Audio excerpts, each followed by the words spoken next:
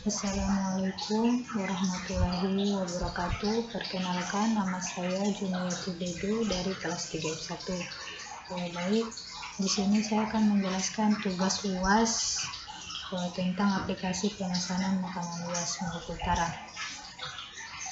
Ini saya akan menjelaskan tugas rekayasa perangkat lunak. Sini. Yang pertama di sini ada perencanaan proyek. Di sini latar belakangnya yaitu aplikasi perangkat lunak komputer dan internet telah berkembang pesat pada dewasa ini. Demikian pula dengan aplikasi web dan browser internet yang dapat diakses melalui jaringan. Internet merupakan salah satu sumber informasi yang bersifat global.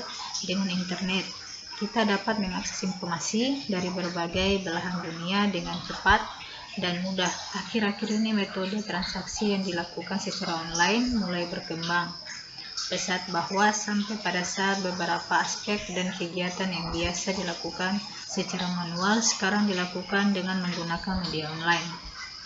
Di sisi lain, kantin, rumah makan, restoran merupakan tempat untuk membeli makanan. Setiap akan membeli makanan dan minuman akan terjadi hal yang tidak diinginkan, seperti antrian panjang dan berdesak-desakan. Seiring perkembangan teknologi tersebut, pelayanan dalam memberikan informasi akan ketersediaan menu makanan menjadi kebutuhan pelanggan.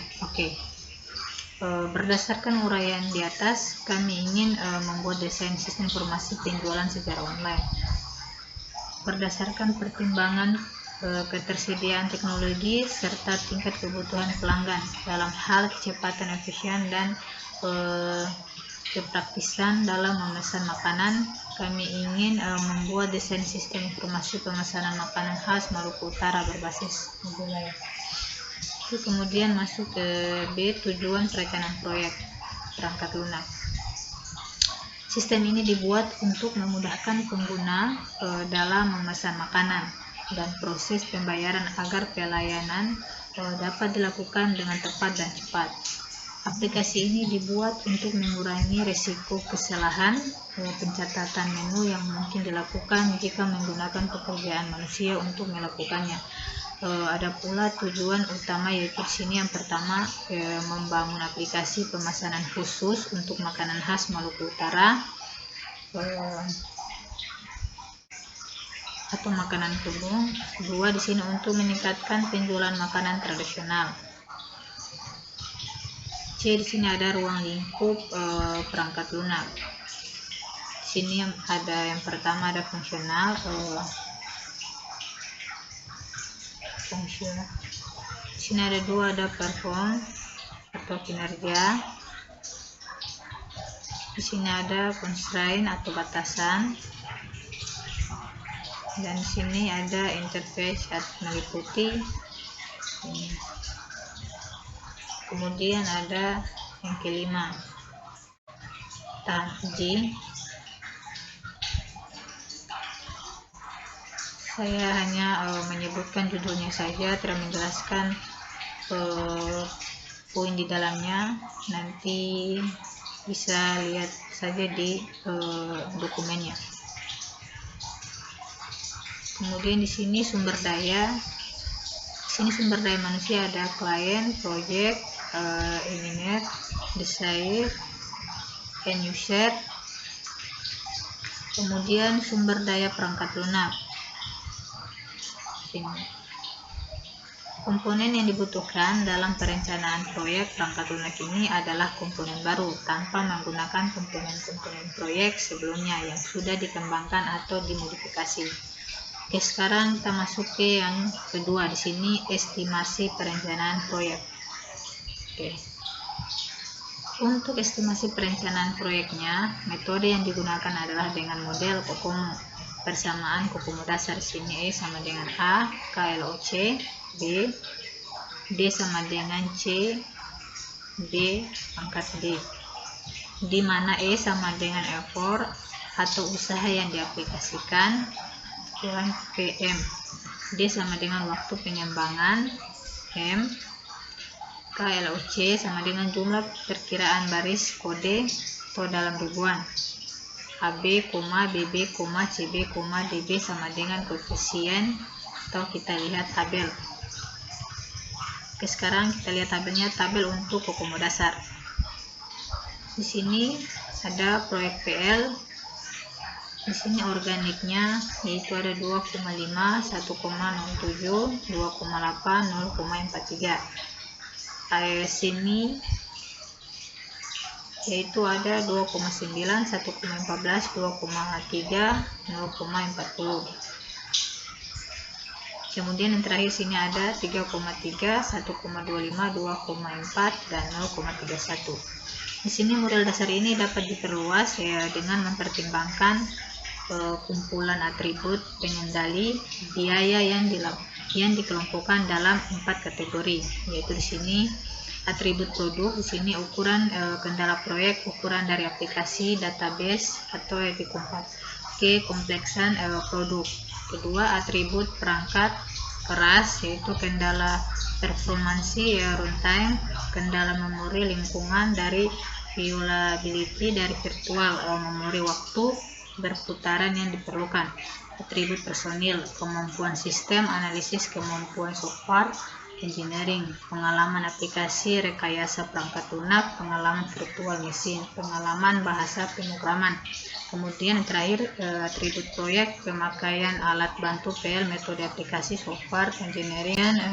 Sini ada persamaan kokomo intermediate, sini E sama dengan A atau KLOC pangkat BI kali EAF, di mana EAF ini sama dengan effort argumen faktor atau faktor penyelesaian usaha yang mempunyai antara 0,9 sampai 1,4.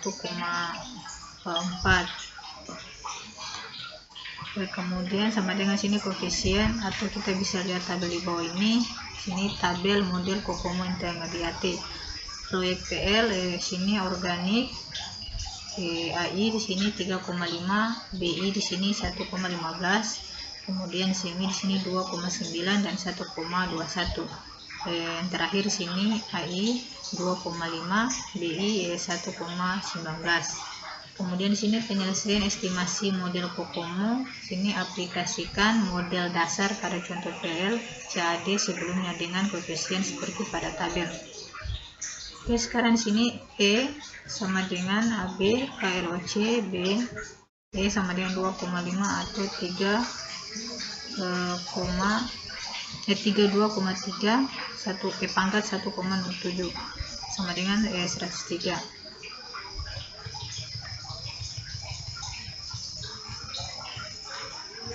Kemudian masuk di sini harga ini jauh lebih tinggi dibanding estimasi sebelumnya karena model kokomo dia mengasumsikan tingkat LOC atau PM yang jauh lebih rendah.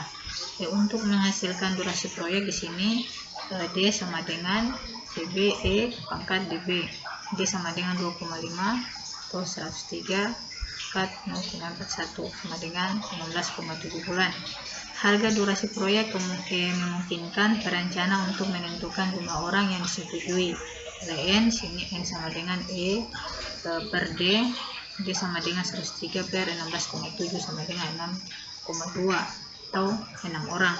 Jadi perencanaan dapat diputuskan bahwa gunakan 6 orang dan memperpanjang durasi proyek. Kemudian sini kita masuk yang ketiga, sini grand chart-nya. Sini ada kegiatan dan waktu pelaksanaannya, kemudian ada analisis kebutuhan dan desain fungsi, kemudian pemrograman, pengujian, instalasi, pelatihan, pemeliharaan dan dokumentasi. Bisa kita lihat di sini adalah grafiknya. Oke, sekarang kita masuk ke yang 4, yaitu di sini model pengembangan perangkat lunak yang digunakan. Di sini ada model pengembangan, sini ada tahap requirement-nya, kemudian tahap desain. Dalam tahap ini penulis akan membuat sebuah desain aplikasi secara keseluruhan. Ada implementasinya, ada operasionnya. Untuk mempersingkat waktu, saya tidak menjelaskan semua, bisa saya nanti bisa kita lihat di file dokumennya saja. Oke, sekarang masuk yang kelima. Di sini ada kebutuhan fungsional dan non fungsional aplikasi pemesanan makanan. Kebutuhan fungsional adalah kebutuhan yang berisi proses-proses apa saja atau layanan apa saja yang nantinya harus disediakan oleh sistem. Mencakup bagaimana sistem harus bereaksi pada input tertentu dan bagaimana perilaku sistem pada situasi tertentu. Di sini kebutuhan fungsionalnya ada beberapa, yaitu sistem harus mampu melakukan input pendataan transaksi pembelian. Yang pertama ada sistem dapat melakukan transaksi pembelian makanan, sistem dapat menampilkan menu apa yang akan dibeli oleh pembeli. Kemudian sistem dapat melakukan perhitungan beberapa jumlah makanan yang dibeli. Kemudian yang terakhir sini ada sistem dapat melakukan pendataan pembeli. Kemudian kebutuhan non fungsionalnya sini ada hardware, ada smartphone, RAM, dan memori. Kemudian keamanannya ada keamanan data dan password. Oke, sekarang kita masuk ke yang keenam. Di sini DVD aplikasi pemesanan makanan khas Maluku Utara. Di sini ada 3, yaitu pelanggan dan pegawai dan owner. Di sini bisa kita lihat sistem pemesanan makanan khas Malut. Ini pelanggan di sini memesan makanan dan membuka aplikasinya ke sistem pemesanan. Kemudian di sini ada copy stroke digitalnya dan menampilkan menu-menunya ke pelanggan. Di sini pegawai, di sini ada laporan penjualannya dan stroke digitalnya ke sistem pemesanan makanan khas Maluku Utara. Kemudian ada data pesanannya ke pegawai, outputnya. Kemudian di sini ada laporan penjualannya ke sistem pemesanan makanan khas Maluku Utara ke ownernya. Oke, sekarang kita masuk ke sini ada SKPL-nya. Oke, lanjut ke yang terakhir. Di sini rencana pengujian menggunakan pengujian white box dan black box. Sini white box testing. Sini adalah pengujian yang didasarkan pada detail prosedur dan alur logika kode program. Pada kegiatan white box testing ini, tester melihat kode program dan menemukan bus dari kode program yang diuji. Intinya white box testing ini adalah pengujian yang dilakukan sampai kepada detail pengecekan kode program. Sini kegiatan testernya ada melihat kode program dan membuat tes untuk mencari kesalahan atau error kode program yang kita buat. Kemudian masuk ke black box testingnya. Sini ada pengujian yang didasarkan pada detail aplikasi seperti tampilan aplikasi atau fungsi-fungsi yang ada pada aplikasi dan kesesuaian alur fungsi dengan bisnis proses yang diinginkan oleh customer. Pengujian ini tidak melihat dan menguji kode program. Kemudian ada kegiatan testernya, ada sekitar 3 untuk membuat tes case untuk menguji fungsi-fungsi yang ada pada aplikasi seperti fungsi.